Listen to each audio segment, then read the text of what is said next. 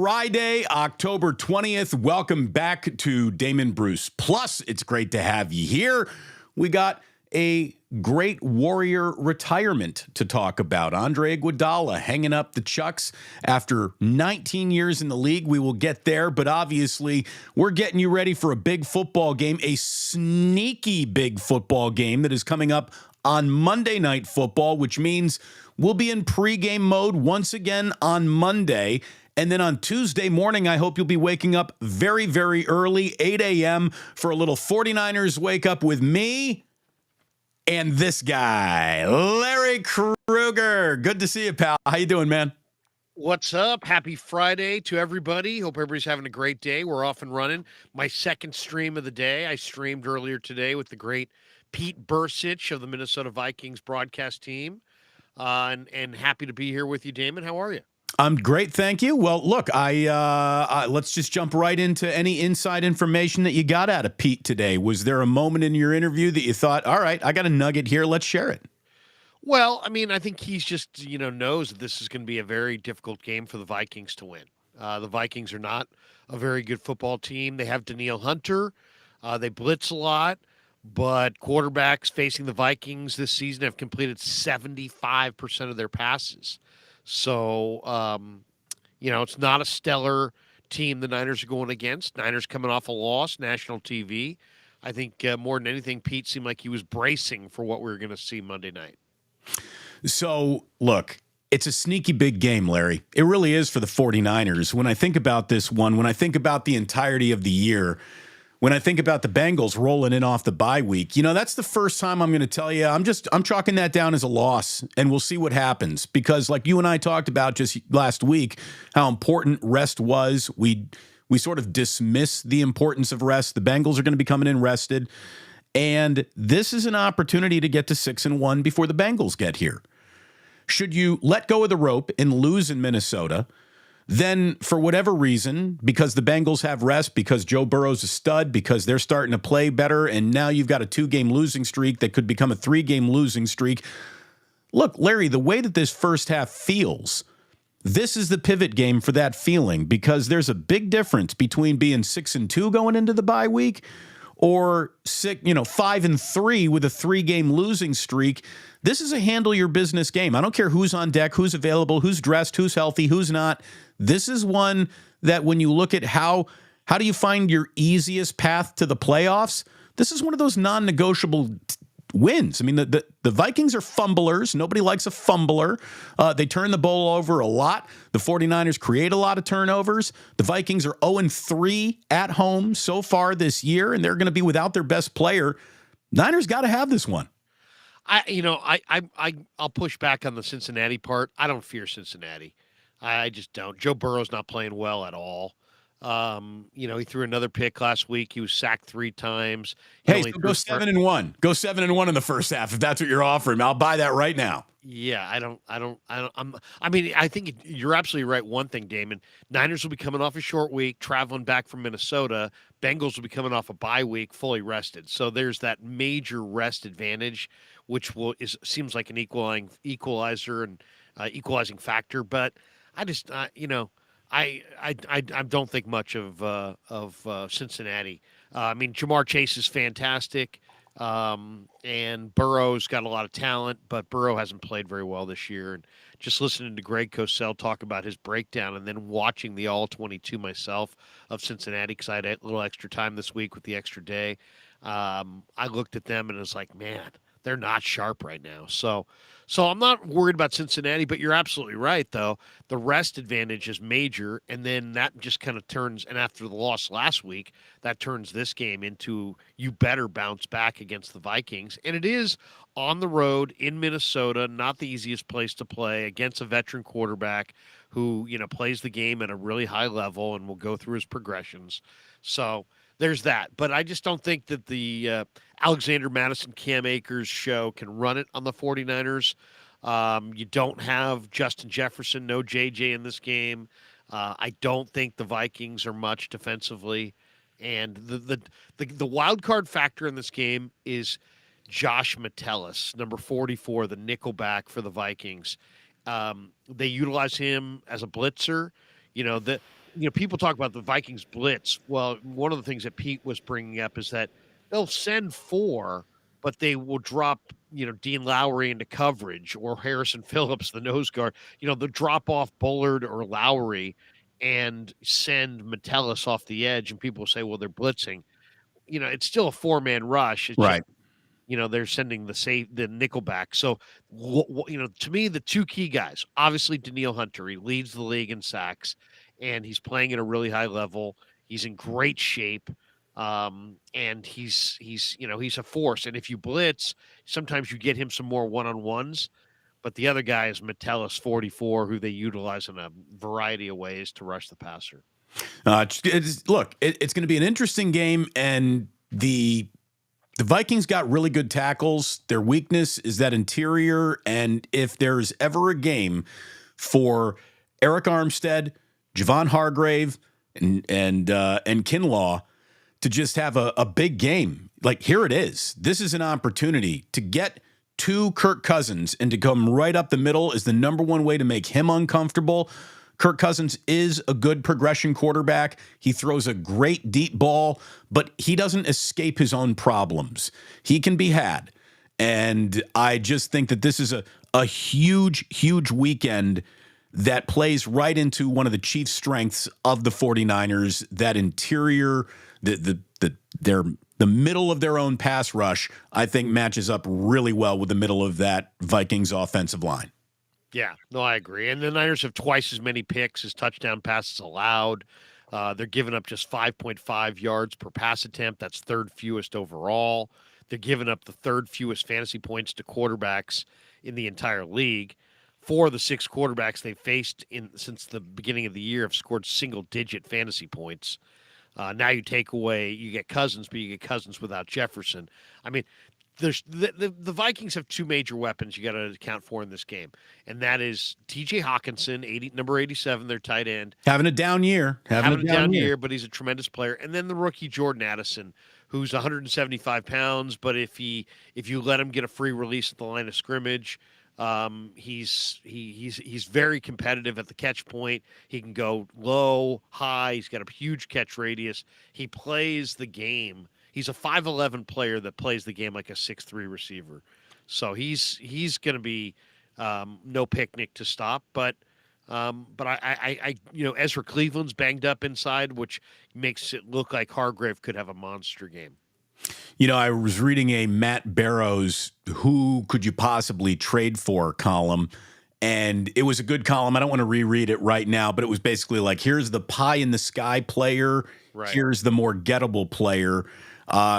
Cleveland was one of the more gettable players if this team is looking to ensure any injury across its offensive line. So there's an eye to keep, put an eye on him if you're wanting to scout what could be a trade. And then obviously, like you said, Danielle Hunter is just, this guy's a badass. I mean, you would have to give up a first for him, I would think, or certainly a second.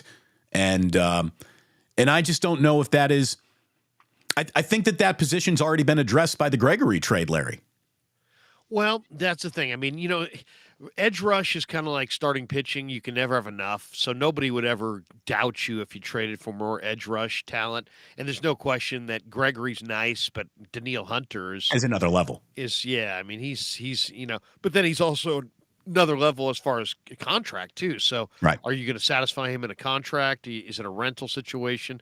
To me, if the Niners go, I mean, the A-listers are Danielle Hunter, Brian Burns, right? I mean, those are the guys that are like, what? You're going to get that guy? Those guys are difference makers. But the Niners, if you look at what they've done, they've bolstered their defensive line in the past without going with A-list guys. Jordan Willis comes to mind. Charles Omenihu comes to mind.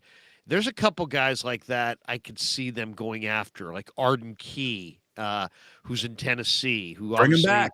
Yeah, I mean, I could see them bringing back Arden Key. Rand Carthon and John have a good relationship. Josh Uche, the Patriots are going nowhere. He's a really nice speed rusher off the edge. I think he would help them against mobile quarterbacks. Their struggles against mobile quarterbacks, I think, is a lot related to the fact that, if you have an undersized rusher, that would help. Uche is, 250, 255. He would be phenomenal in the wide nine. So, I could see them doing something like that more along the lines of that than Burns or Hunter. But who knows? You never know. I mean, I had a guy call my show the other night on our call-in show with Kev, and he suggested that the Niners try to contact the Raiders about trading draft choices to the Raiders for Maxx Crosby. And the more I thought about that, the more I think, you know what, the Raiders are several pieces away. They're probably going to look for their quarterback in the future in this draft. If you were willing to give your first and second round draft choice, they probably would give you Maxx Crosby. The question is, are the Niners willing to give their first and second round draft choice and pour more, draft capital and salary cap room into the defensive line? They're already heavily invested there. And I would think they would want to keep their first round pick to draft the offensive tackle of the future.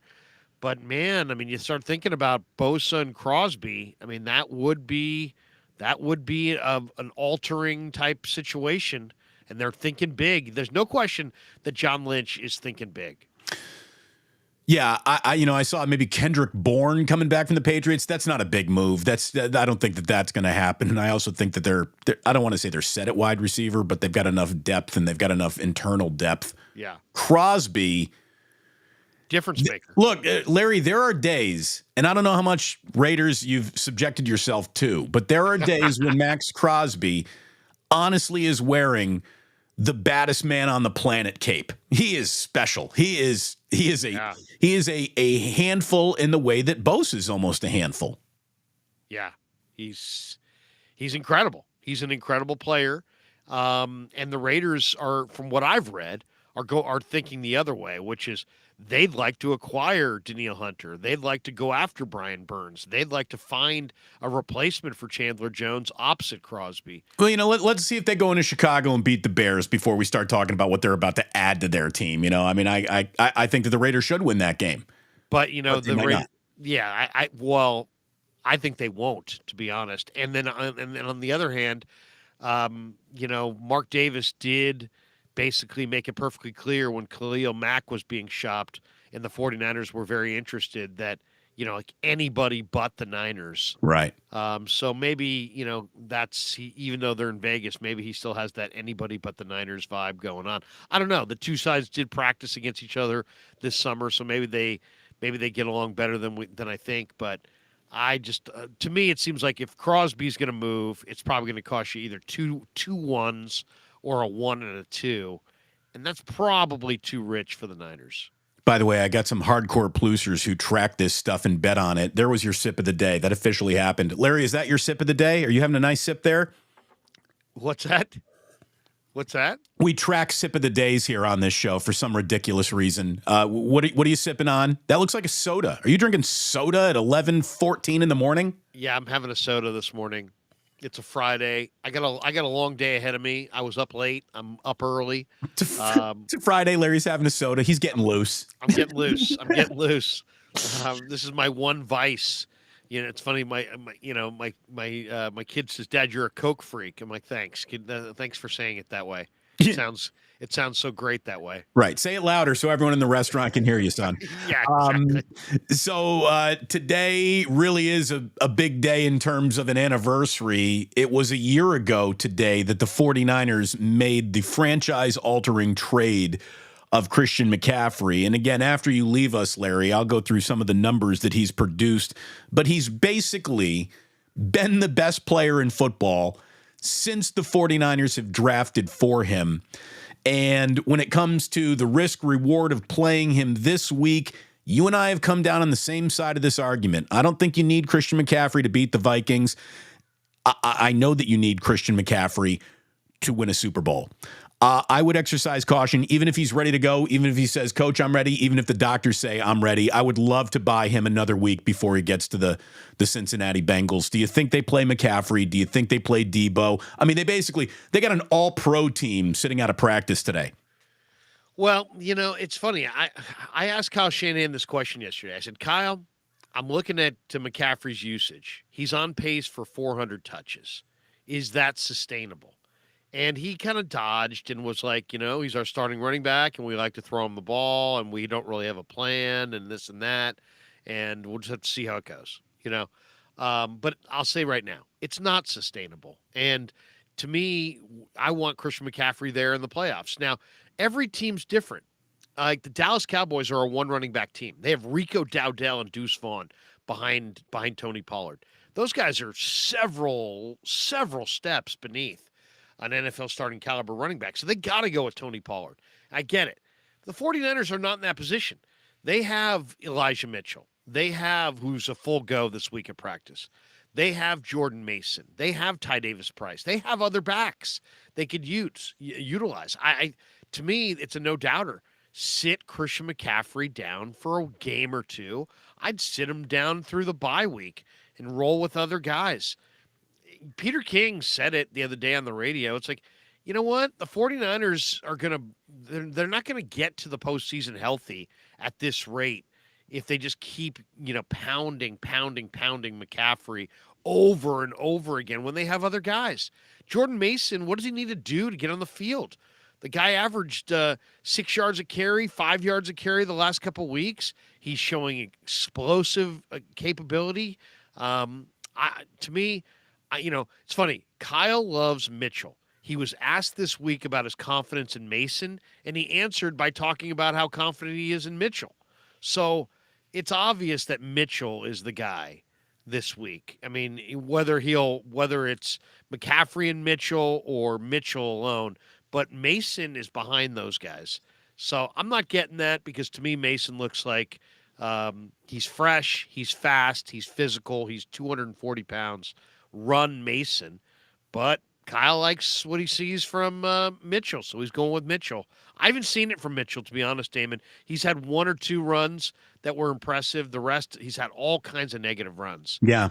To me, Mason should be the second guy up, but all right, if Mitchell allows you more of a pass catcher out of the backfield, like I understand conceptually why Kyle wants to force that, but to me it sounds like he's forcing it a little bit when the other guy is just, like you said, doing a Derrick Henry impression. He's running so hard. So we'll see if McCaffrey goes this weekend, but he's one of the biggest trades, I think, already in Bay Area sports history. You said you were going to pair this to your channel, Larry, and you didn't do it. I think you did because I got people coming in here under the guise of paired. Hi, Larry. Really? And I see it saying paired. Maybe you did. Are we also streaming on the Crew Show? Let me see. I hit some buttons, but then I gave up on it because I thought it wasn't working. I wonder what's going on. Well, let me double check. Look at us with our technological wizardry. We may be on dual channels at once without knowing. Isn't that special? That's possible. Let me see. I'm getting paired updates. Paired updates. Really? Where's it saying that? In some of the comments that I'm getting here. Paired.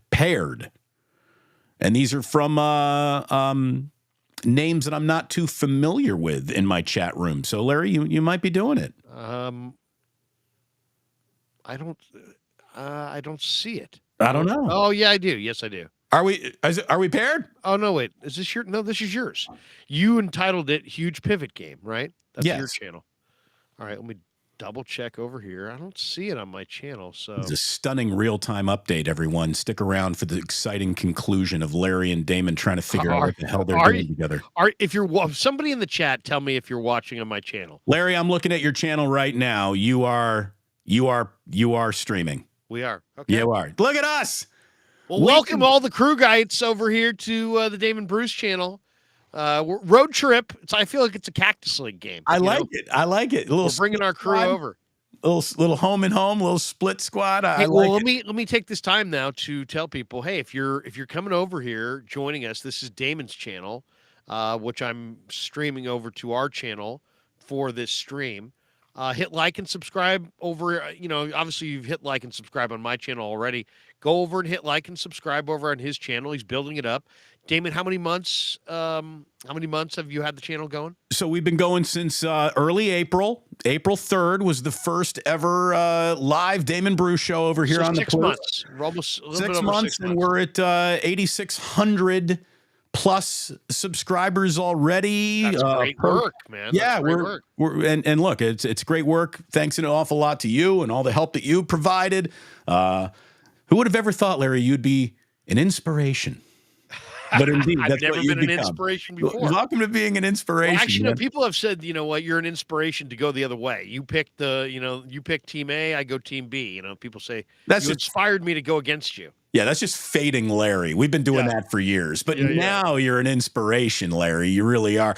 Let me ask you this. This is not a situation I would even like to arise because hopefully you can have both. I think Christian McCaffrey is so important. I would rather have Christian McCaffrey healthy in the playoffs and have to play a wild card round than have home field advantage without Christian McCaffrey. Yeah, you got to have this guy. I mean, it's funny. I asked Chris Kasarik in July, "Hey, you got Hargrave and Bosa and this awesome number one line. Are you going to play your number one line more than you did last year, or are you going to keep a rotation?" He's like, "No, I'm going to rotate my guys. Why?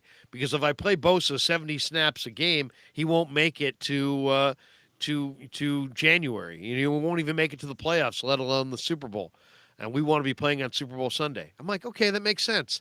Well, if you're going to treat Bosa that way and you're going to run your D-line in a rotation and you're very concerned about how he's going to be playing at the end of the year, then don't you want to have Christian McCaffrey there at the end of the year with Bosa in that game? Right. I mean, it's almost like Kyle didn't get the message. He's just like, the entire first month has been, Christian McCaffrey. Now, granted, Christian McCaffrey's on an MVP trajectory, but it's about durability. The best ability is availability, and if you're not there, you can't dominate.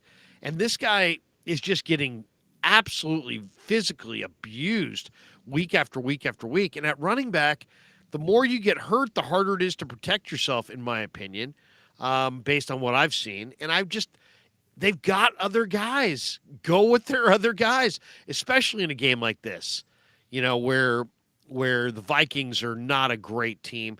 And you've got J.P. Mason and you've got Elijah Mitchell. Run those other guys. Sit Christian down for a couple weeks. Freshen him up. Does it really matter?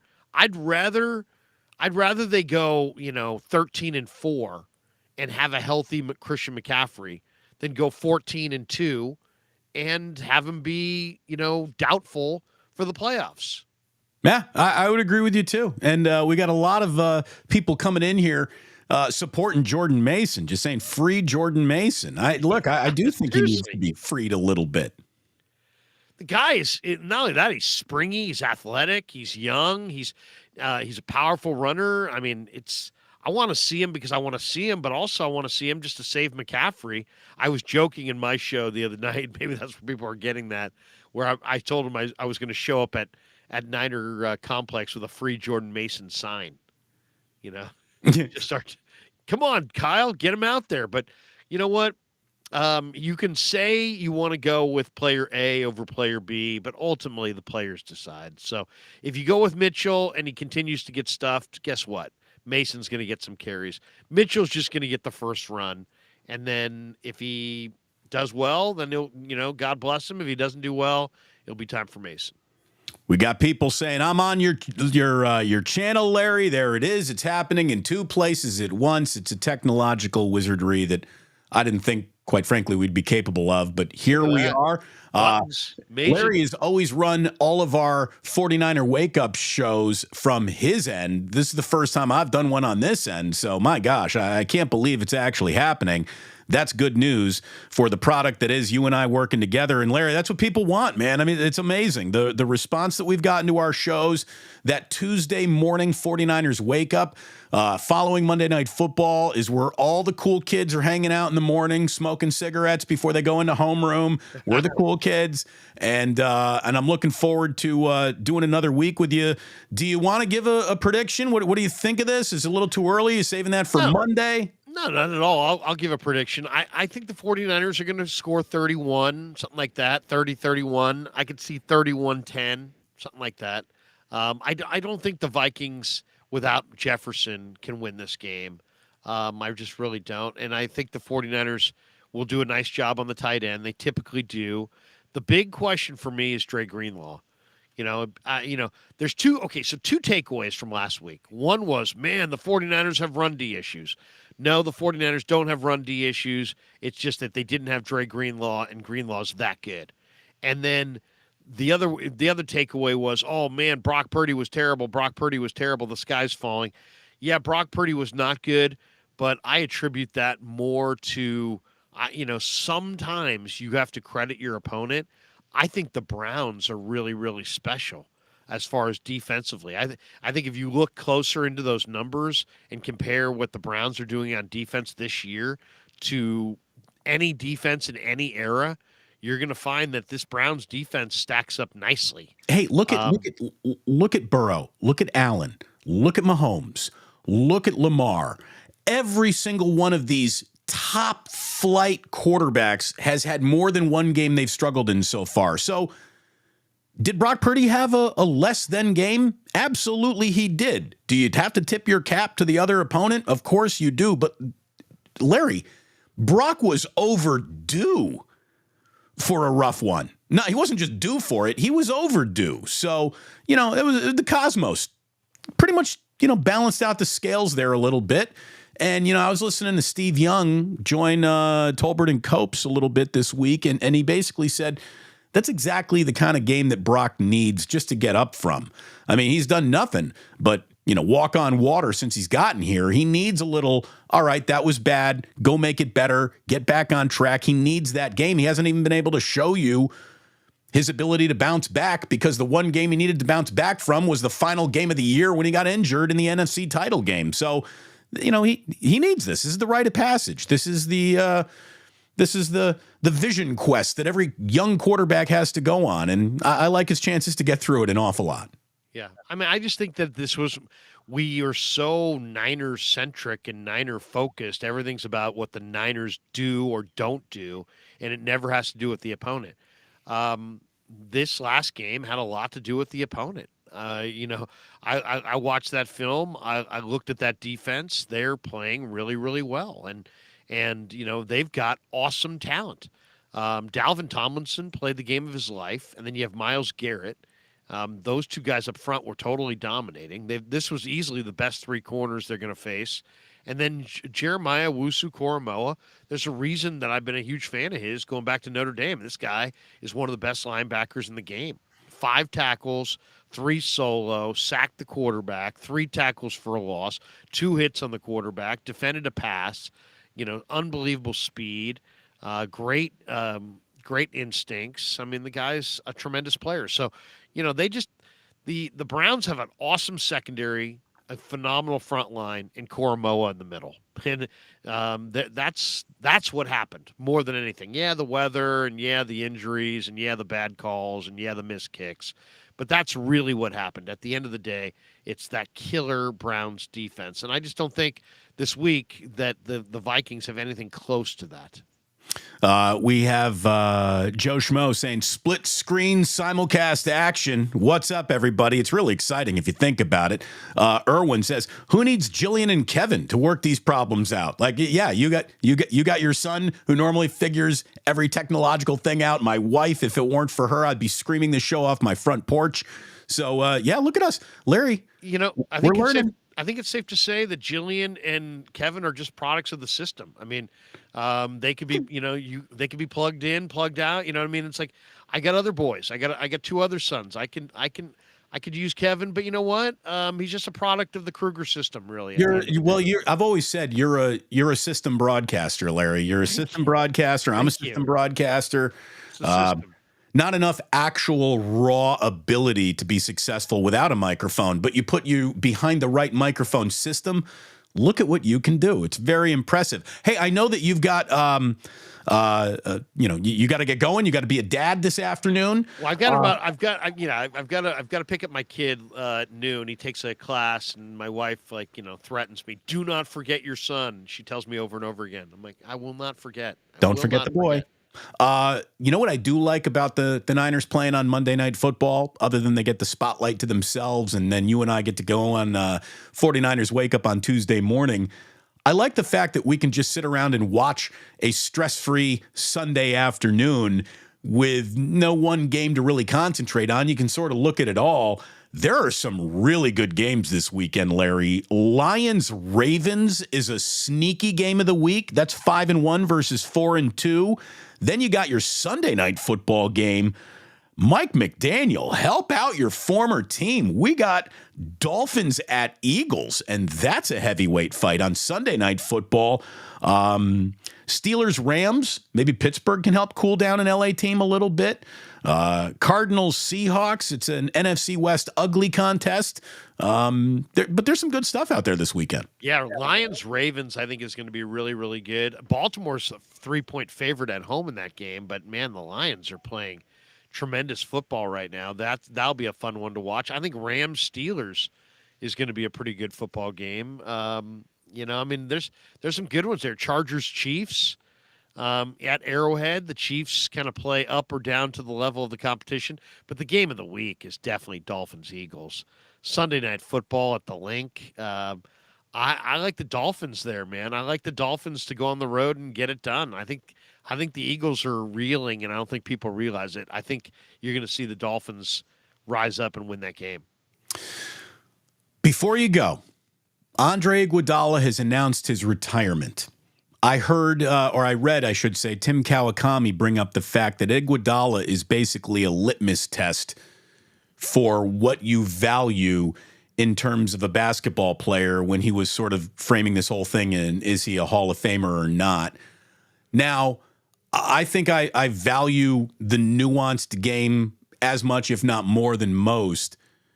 And Andre Iguodala is absolutely in the hall of respected basketball OGs who has universal respect. But to me, in order to say Andre Iguodala is a Hall of Famer, Larry, you either have to lower your standards for the Hall of Fame or sort of exaggerate the totality of Iguodala's career. I think he's in the hall of very, very, very good. He gets his number retired by the Warriors. He gets to be part of the statue out front of Chase Center one day.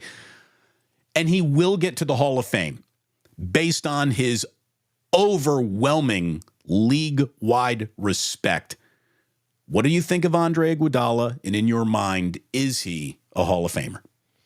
Well, I think he's one of the smartest players, I've come across. I mean, this guy's set off the floor. He's a very interesting guy. I guess he's a finals MVP. He's a 4-time NBA champion. He's an NBA All-Star.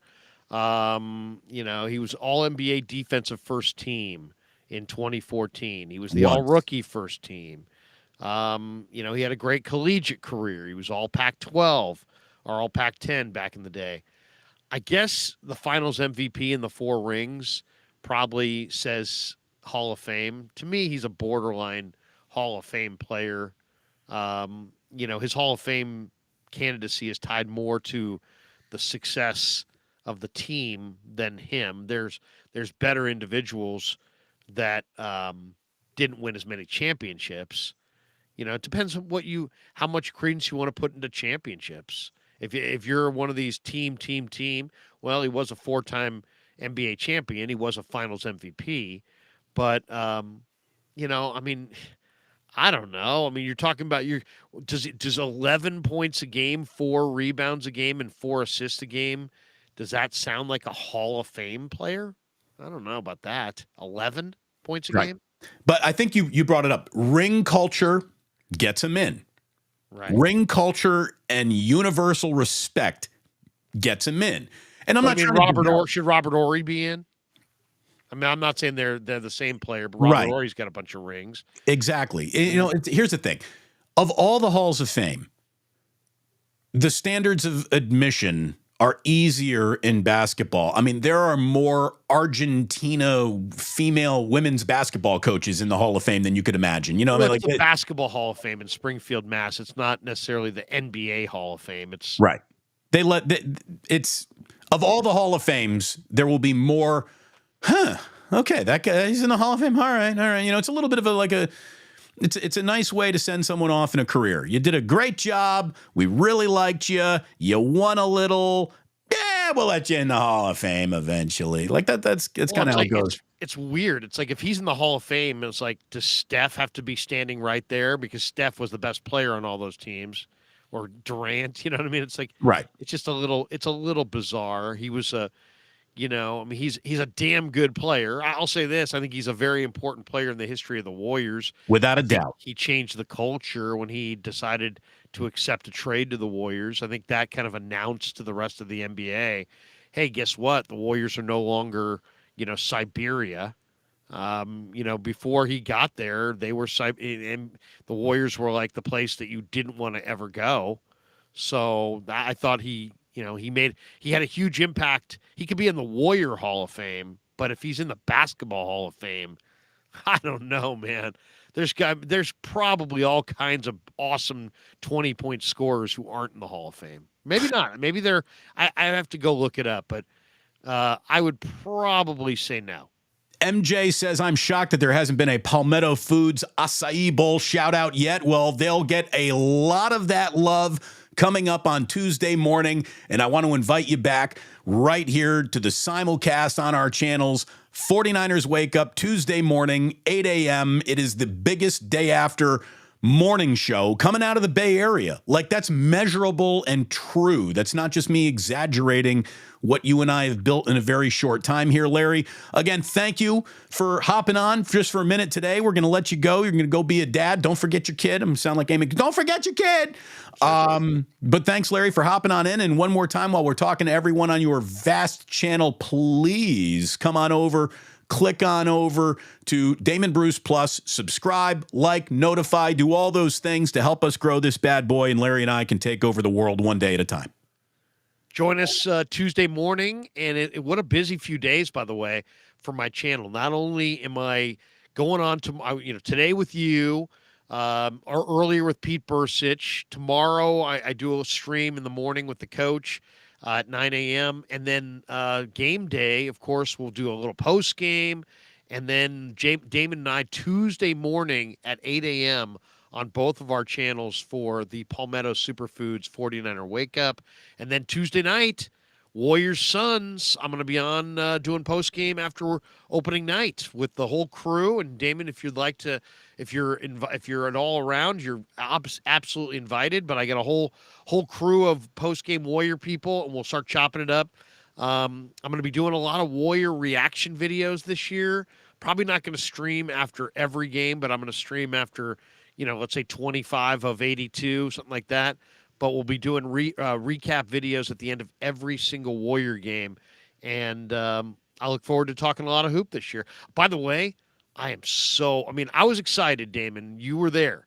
I was excited when the Warriors used the 57th pick on Trayce Jackson-Davis. But after watching him in the preseason, I'm even more excited. That kid is going to play big minutes. The big question I was just debating right before I jumped on with you, I was looking at the numbers. Over or under 47.5 wins for Golden State. They won 44 last year. They're older, but they're deeper. They've gotten rid of Poole. They've added Paul. Are they a 48-win team and go over, or are they a 47-win team or less and go under? Based on how sloppy they shouldn't be, based on Wiggins's cross your fingers availability that sort of went out the window last year, based on the leap I think Jonathan Kuminga can make, based on how good I think Podziemski and Trayce Jackson-Davis have shown. Podziemski looks good too. The actual contributors this year. I'll take the over on that, Larry. I'll bang the over on that. Absolutely. Really? Yeah. I'm a little concerned about Chris Paul's health and the health of the team. If they got 4 old guys, but Trayce Jackson-Davis, and then you add, and he's real, and then Podziemski, and then Rudy Gay, and Usman Garuba, and some of these other players they've added. I kind of like the depth a lot more. If Kuminga can emerge this year as the second best Warrior, and I think it's possible, I think that could fuel them. I think that could fuel them to a 50-win season. Larry, Great to talk to you. We'll do it again on we've got Tuesday morning, and then I'm going to be at that Warriors game. I'll be doing quite a bit of Warrior post game myself over here on the Plus, but you and I are always aligned, and I thank you very much for coming on today, man. It's great to talk to you as always. Anytime, man. There he is.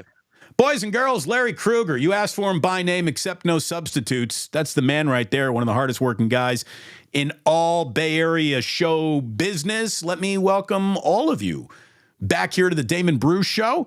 Thank you so much for tuning on in. If you were watching over on Larry's channel, I hope you're over here now, continuing to ride along with us, because we got some stuff to still get into here, including, first and foremost, thanking my sponsors. We want to say thank you very much to Ike's, a delicious sandwich if there ever was one.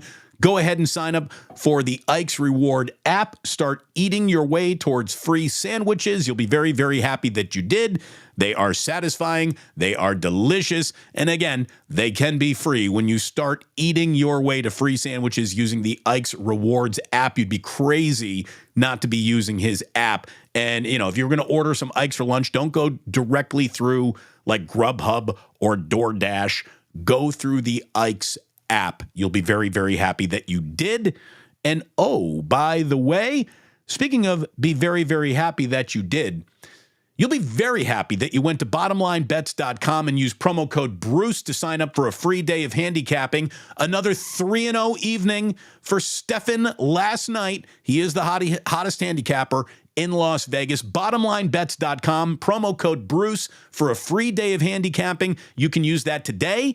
You can use that on Saturday for a big slate of college football. You can sit on it until Sunday.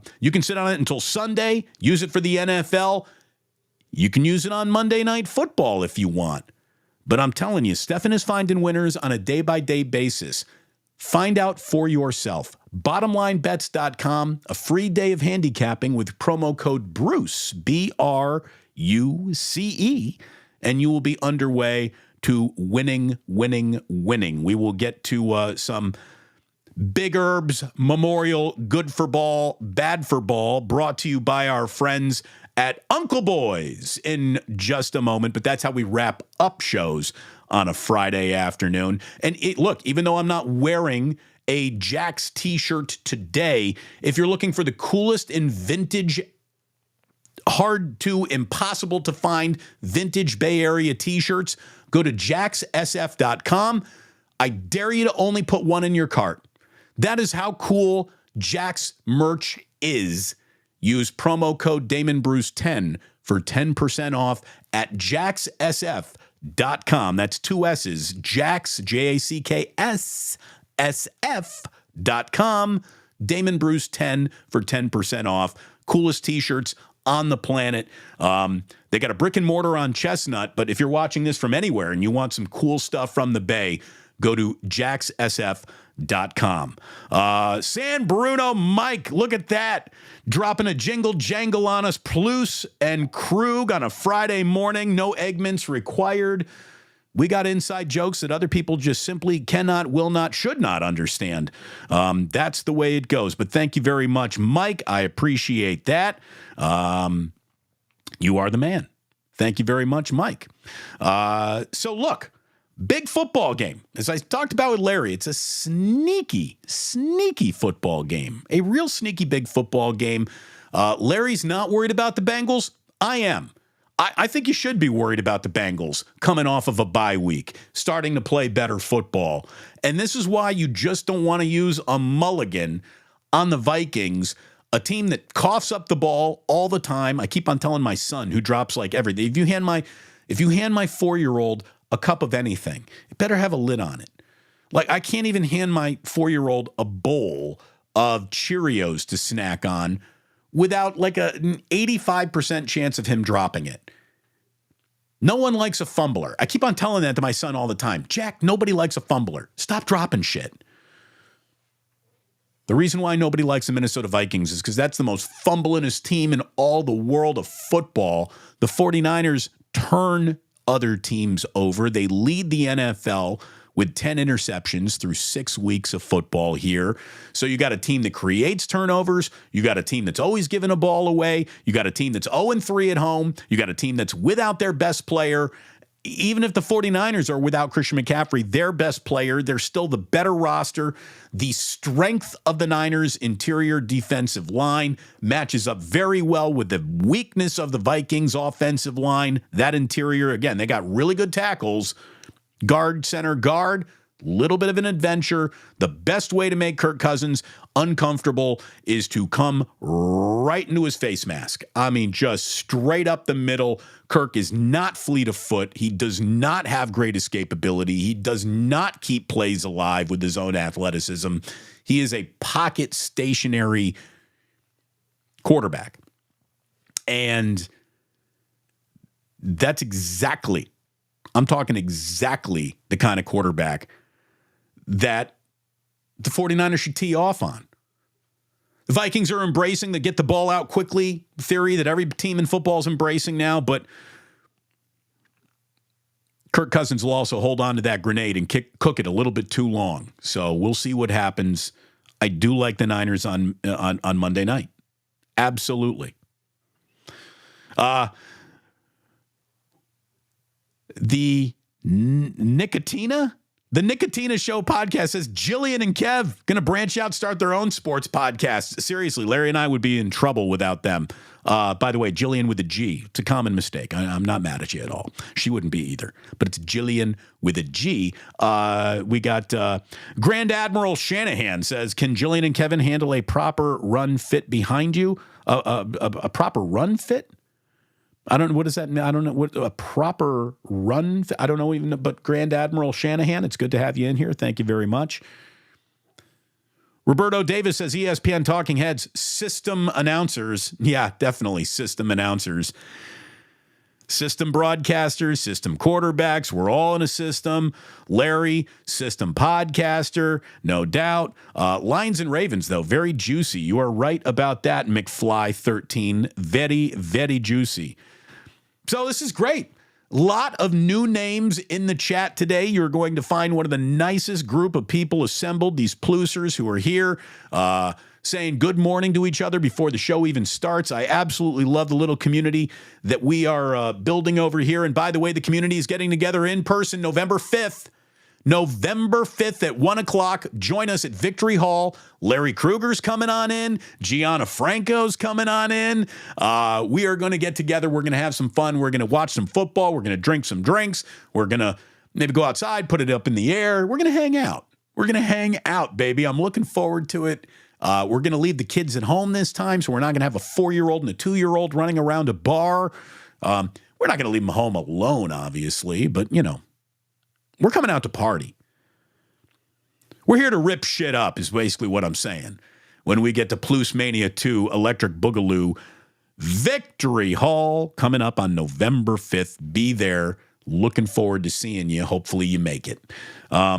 So big Monday night football game. The practice report today, again, it's essentially a who's who list of Niners that wasn't out there.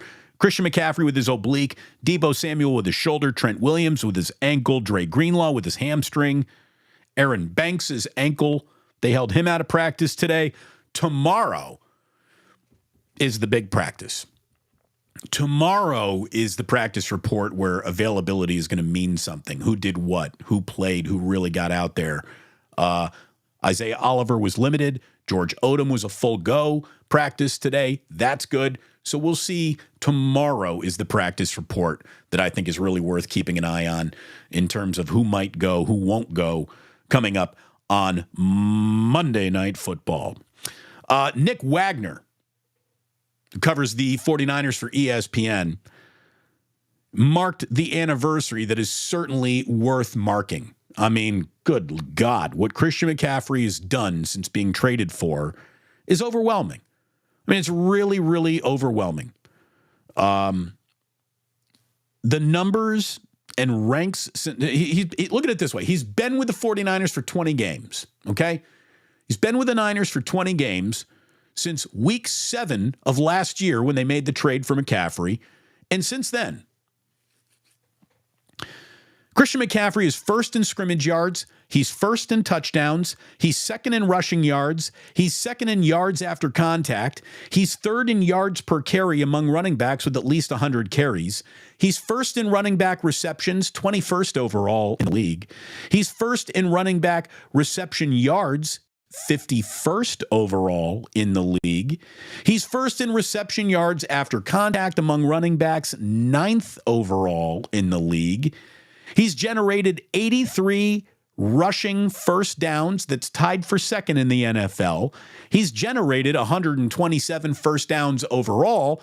That's first in the NFL. 40 carries of 10 or more yards. First in the NFL. 13 carries of 20 or more yards. First in the NFL. 41 explosive plays. Now, the NFL says an explosive play is any rushing attempt that goes over 10 yards or any reception that goes over 20 yards. And what do you know? Christian McCaffrey is number one in the NFL in both of those categories as well, since the 49ers traded for him. He is the best player in this league in this system. Christian McCaffrey, this is going to sound a little nuts. Christian McCaffrey is as tailored to be as perfect in Kyle Shanahan's system as Patrick Mahomes is as tailored to be perfect in Andy Reid's. These are perfect fits. These players are perfect fits. They are the apple of the eye of their coaching staff, and these coaches know how to bring out the very, very best. Christian McCaffrey, kids, if he stays healthy, he's going to the Hall of Fame.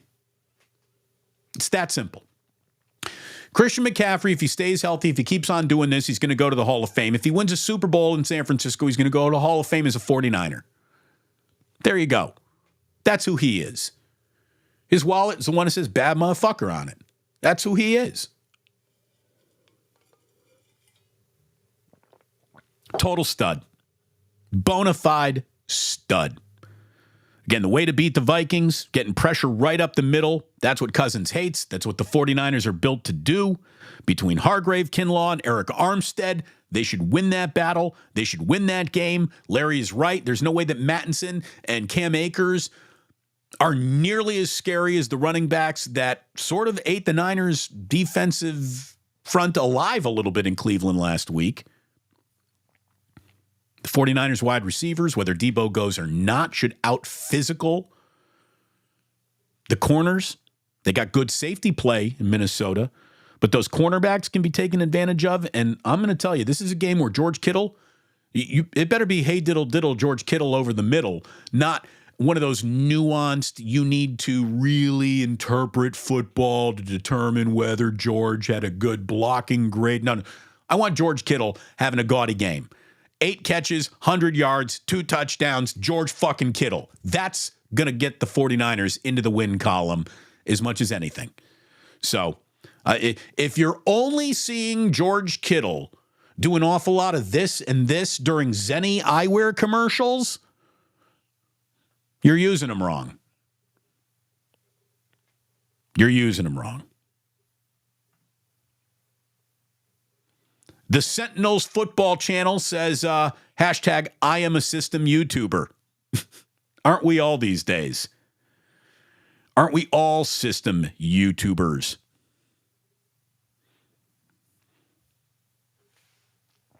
'49ers, if they do win on Monday Night Football, it would be the 53rd win in franchise history, which would tie them with the Pittsburgh Steelers for the most wins ever in Monday Night Football history. Should the 49ers score on their opening drive on Monday Night Football, that'd be 9 straight games for Shanahan, making the scoreboard blink on his opening drive, which is just so impressive. I mean, it's so impressive to do that. The Vikings fumble a lot. 49ers, 10 interceptions, lead the NFL. Let's go. Get it done. We got Roberto Davis, who tips the ganja jar, and I thank you very much. Roberto says, does Brock's faith play a role in the disrespect? First of all, don't worry about a level of Brock Purdy is nothing more than a new ball of yarn for all these talking head yahoos to pass around. And like most balls of yarn that they're passing around, they really are not watching. They're really not covering that. They're only, going with the flow of the conversation. And Brock Purdy became the new, easy to poke, new name, poke him at him. He's easy to underestimate. Again, it takes no skill at all to underestimate Brock Purdy. So I just think it's an easy to see coming part of the news cycle. And I don't think his faith has anything to do with it at all. I don't think people care about that at all. It just doesn't matter. So, And again, I'm not a particularly religious person, but I'm not going to hold anyone's conviction of what they believe in against them. Whatever you got to do at night to lay your head down, feeling good about yourself and treating other people right, go ahead and do that. Go ahead and do that. But I'm not worried about it, and you shouldn't be worried about it. Seriously, you should not be worried about how anyone other than you feel about Brock Purdy. Who cares what other people think about him? Seriously, it doesn't even matter. It doesn't even matter. What everyone else thinks about Brock Purdy, the underestimation of Brock Purdy, that's how you got him in the first place. That's how you got him with the last pick of the draft. So if the whole world wants to continue to underestimate that guy, go right ahead. Go right ahead. It's like underestimating Damon Bruce. You want to underestimate me? You go right ahead. Wait and you see what this is in 2-3 years from now. Holy shit. The guy has a computer right up here that processes information in an elite way. Everyone makes the argument, well, you take Brock Purdy off of this team and you put him somewhere else, he wouldn't do that. I think Brock Purdy's got a lot of translatable skills that would work in anybody's offense, anyone's offense. Do you like a guy who gets the ball out accurately, really quickly, and sees the field well, knows how to go through his progressions very quickly? Every single coach in the world would say, yeah, I'd love a quarterback with those attributes.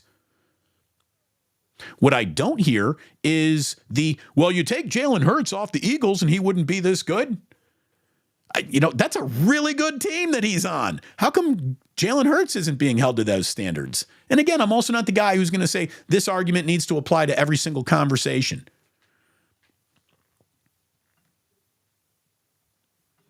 We got John here.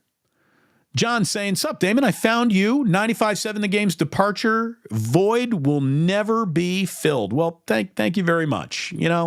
How about this? I know how you fill it. You come over here and I'll fill your cup every single time it's empty.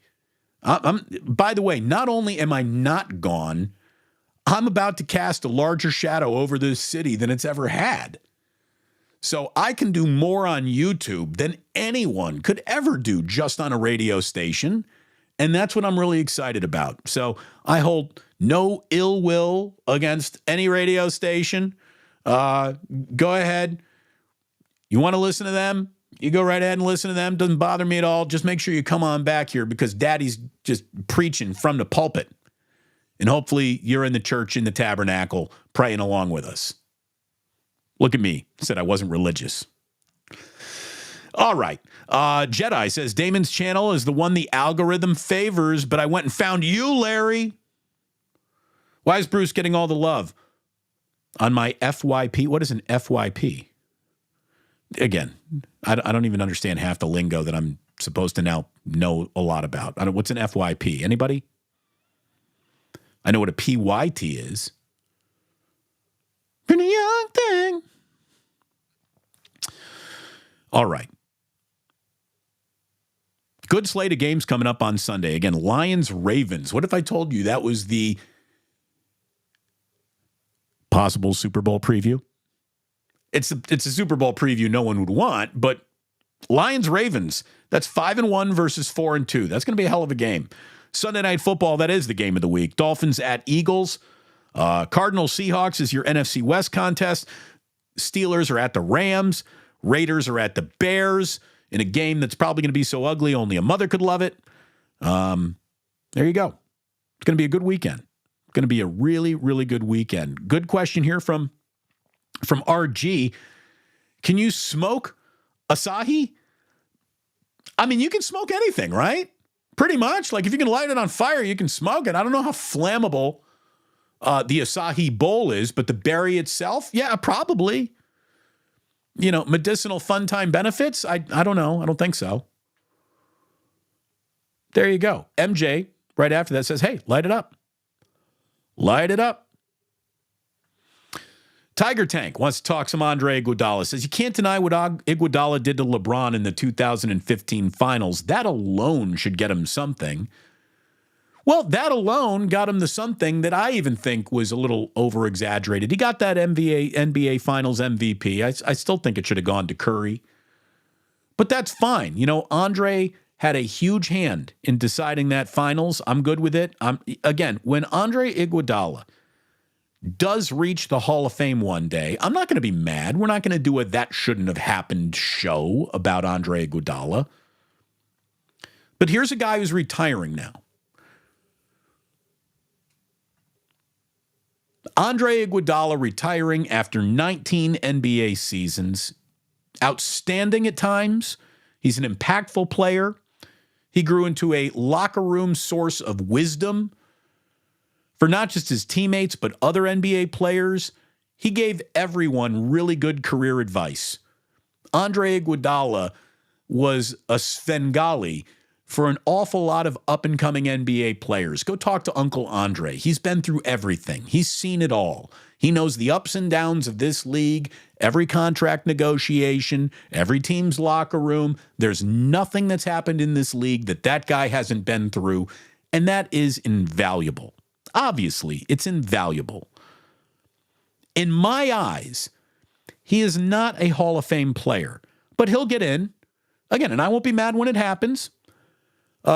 League-wide respect and a few titles will get you consideration. As Tim Kawakami wrote, Iguodala is a litmus test for what you believe constitutes a good basketball player. I don't think anyone could watch Andre Iguodala and say that that's not a good basketball player. To me, the real litmus test is what are your standards for the Hall of Fame? That is the litmus test that Andre Iguodala really represents. Andre Iguodala fails, or I should say falls short of the very first question I always ask myself when talking about anybody for anyone's Hall of Fame.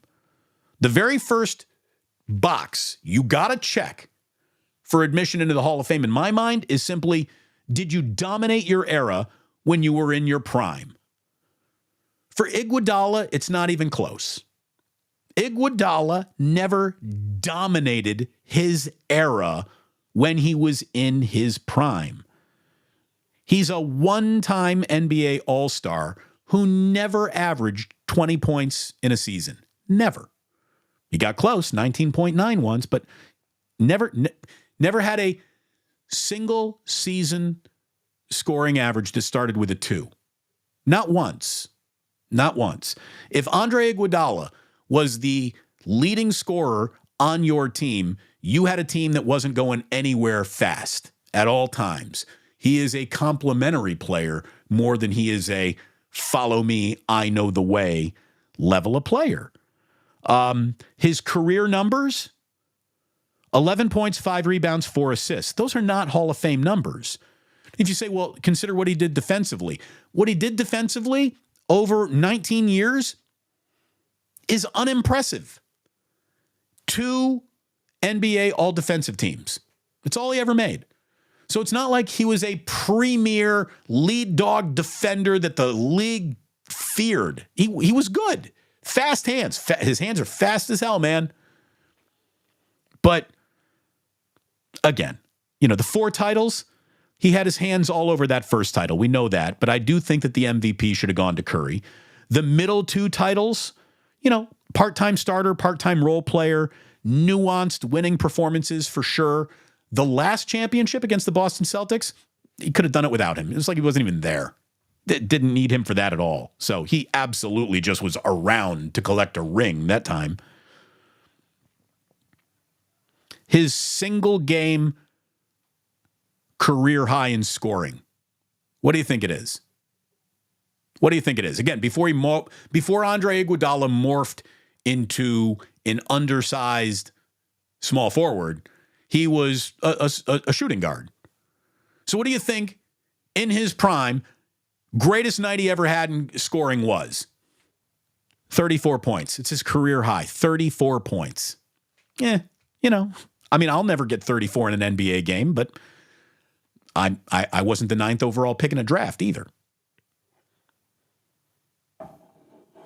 I think Andre Iguodala is a jack of all trades. He's a master of none. His respected OG basketball lifer credentials are bona fide, and those will get him into the Hall of Fame more than his actual reputation as a player.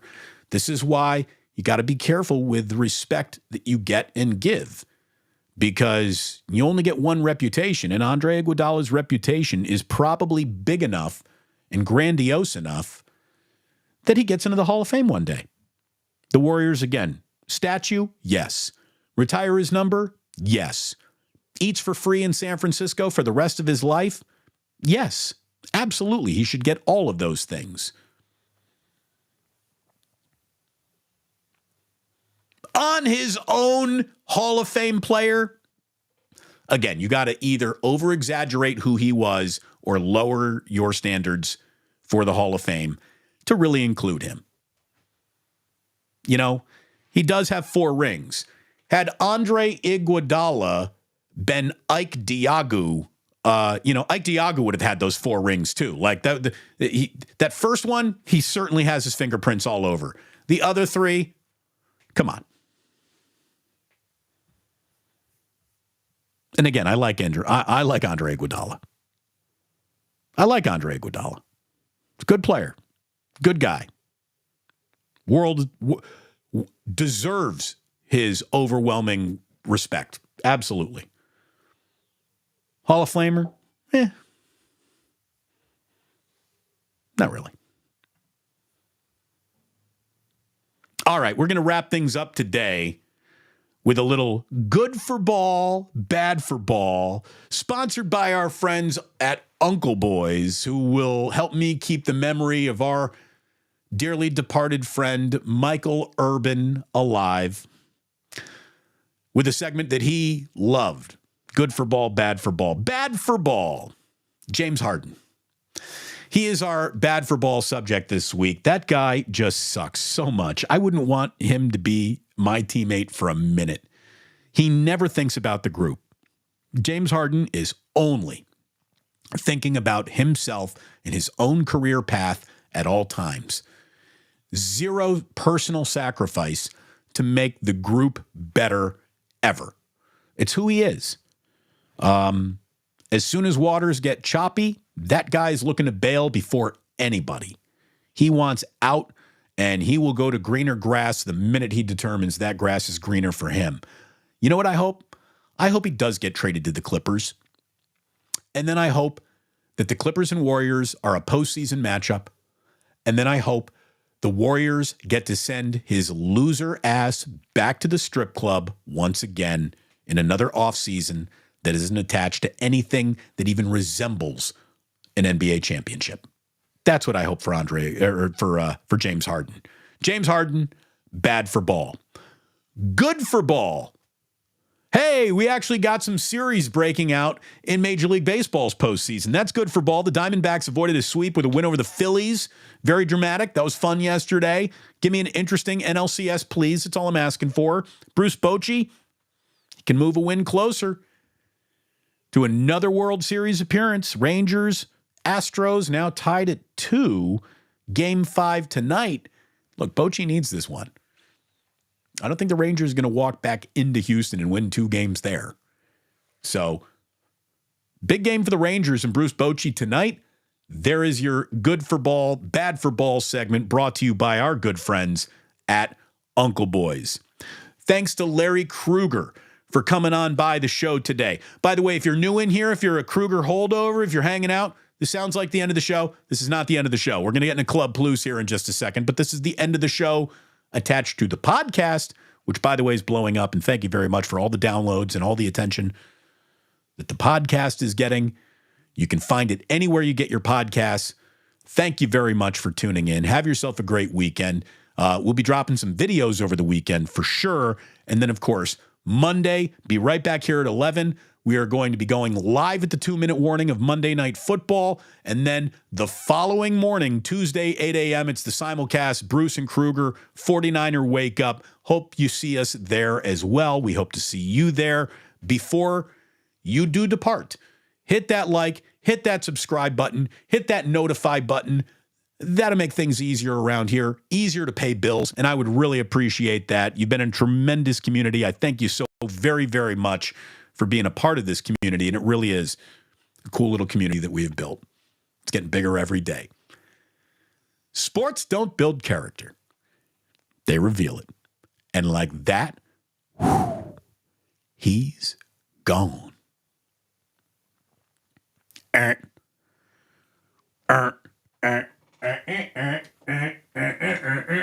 Plug it in. Turn this light off. I get sexy. Ooh. Welcome, welcome, welcome.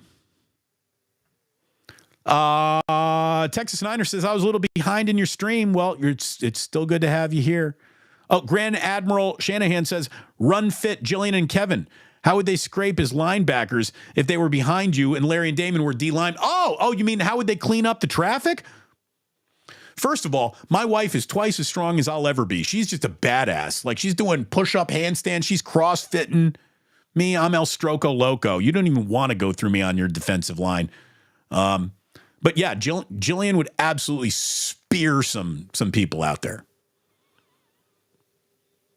She'd probably get called for, unnecessary roughness. It's why. It's truly why she is the ultimate. You hear an awful lot about like girl dad. She is the ultimate boy mom. My wife's a tomboy. I'm telling you, fellas, get yourself a tomboy who's cool, you can get drunk with, and then even though she's got crazy tomboy tendencies, she can still put on a sundress and stop traffic. Get yourself one of those. I did. I'm very, very happy. Hold on, I got a cough. Look at me rocking that cough button so you don't have to hear the spilkus. Lots of spilkus. Did we get a Pinky Manning appearance here today? I missed that. Pinky Manning came on in. Oh my gosh, the sister. Lindsay, hanging out somewhere here in the chat. Again, it's a family affair. A family affair. Cowboy says, Christian McCaffrey was the best player in college in 2016. He was, but look, it happened very, very much at Stanford, which means nobody around here really saw it. It's just, it's sad. It's sad that college football in the Bay Area never really resonated. Kind of stinks. Chef A! Yeah. We got maximum football. Very, very nice here from Ready, Set, Rush. You and Larry are killing it. Thank you very much. It is so much fun. We are having a ton of fun together. We really are. Ready, Set, Rush also says, Damon, you got to do a call-in show sometime. We will. As a matter of fact, maybe next week. We'll try that for the first time. I'm still figuring out ways to do it. Up, jingle, jangle. Jingle, jangle. Bet you $20 that the Dubs win the championship this year. Would I get odds on that? I mean, here's the thing. I'm rooting for them to do the same thing, but I don't want to bet with you. I don't want to bet with you, Mike. I'll just thank you for your super chat and call it my own little championship right there. Anthony, who came over from the Krug show, says, hey, Damon, what's going on, Anthony? Oh, FYP, we're learning here. For your page. See, I had no idea. No idea. For your page. Okay. FYP. See, I'm learning. Chula. Chawa. Lore. Damon, how should the 49ers stop making mistakes? I think I'm going to need a little bit more of a specific question. You know, how do you get to Carnegie Hall? Practice. How do you stop making mistakes? Practice. Wally Lama. Hey, Svengali, word of the day. 49er Minded says, Damon, Basketball Hall of Fame isn't as strict as the NFL when it comes to letting people in. No, it is not. No, it is not. Chef A. Damon, any Hall of Fame basketball players who were brought in just because of their defense and not their offensive numbers? Well, Ben Wallace is the first guy that comes to mind. Ben Wallace did very little offensively and is one of the best defensive centers of all time, and he's in the Hall of Fame because of that.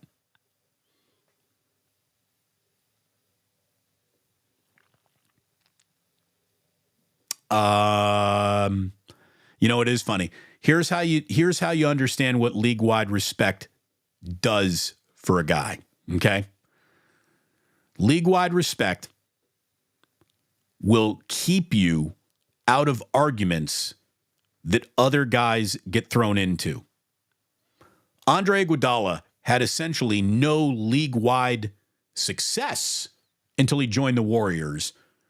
But no one ever says like, oh, you know what? Andre Iguodala would have never won anything if he didn't join the Warriors, which is true, by the way. It sounds true. But that's not used against him because there's just a lot of respect there. You'll hear that. You'll keep hearing that about like Jordan Poole. He never would have won anything unless he was a Warrior. And that might be true. Maybe it won't be. I don't know. His career is at the very beginning. It's not at the end. But you know, protect your reputation. You only get one of them, and Iguodala's is outstanding. Iguodala's Joe Dumars. No, he's not. Joe Dumars was a hell of a player.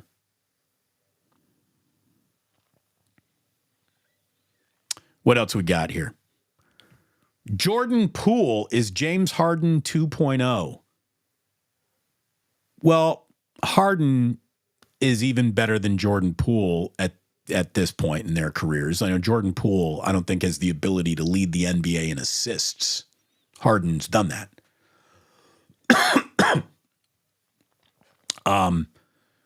But if you're talking about like a think of myself first gunner,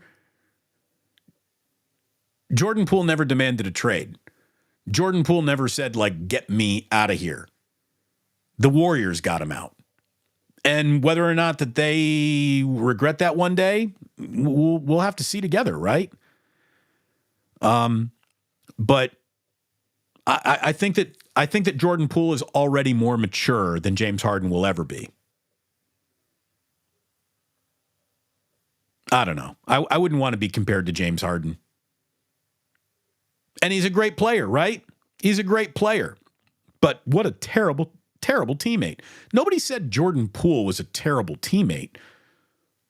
No one ever thought he was that disruptive right up until Draymond Green punched him.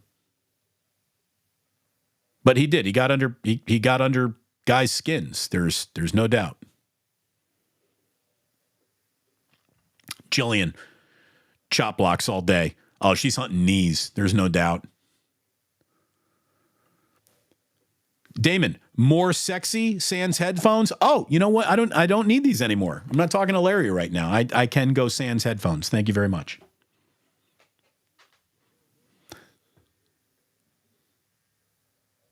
Where do they sell that? Is everyone making fun of my headphones now? They are kind of an old pair, but you know, they work. I'm a big believer in not replacing something that works. All right. We have had an outstanding Friday show. We've hung out for a really good amount of time here. It's been a fun week here on the show. I thank you very much for supporting the show this week. I thank you. It's been a great month. It keeps on getting better. Again, join me at the 2-minute warning, Monday Night Football. But I'm going to remind you to do that, and hopefully you plan on joining me at 11 a.m. on Monday. Got some videos dropping throughout the weekend, working on an interview or two coming up for next week. And then, of course, Larry and I, biggest morning show coming out of the Bay. 49ers Wake Up. It's going to be 8 a.m. on Tuesday. Thank you so very, very much for being a part of this today. Really, really appreciate it. Thank you very much. And all I can tell you is that you don't have to go home, boys and girls. You just cannot stay here.